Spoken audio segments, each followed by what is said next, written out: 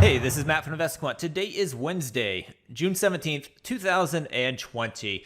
And today we have the Crude Oil Inventory Report due out this morning at 10:30 a.m. Eastern Time. So what I want to look at this morning is what has happened historically in crude oil when gapping down on the report day. So I'm going to come in here to Energy, select crude oil. We'll use the setup intraday open. Trade type long, so this is going to be getting long at 9 o'clock Eastern time and exiting at the close 2:30 p.m. Eastern time, since this is for crude oil. And then I'm going to go into opening filters and select that we are gapping down. And then I am going to go to the market events section, and this is where you can find all the market reports and events like the crude oil inventory report.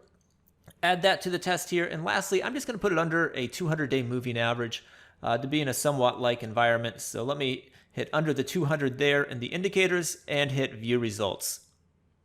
And here we go. So these are the results for gapping down on crude inventory report day when below the 200-day moving average for crude oil. And looking at the stats to the right, we've got 169 samples, so good sample size here. Win rate coming in at 46%, so a little bit weak on the win rate. Average trade pretty weak there, profit factor pretty weak. Average loss a little bit bigger than the average win, so not only is it losing more often than it wins, it is losing more than it wins when it does win. So that combination there gives you a poor looking equity curve.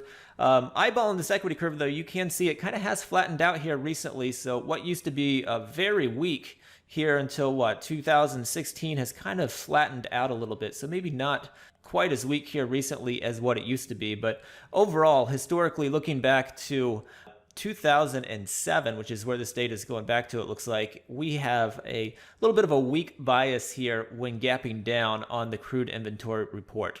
So I hope you found that interesting. Good luck today, and we will see you next time.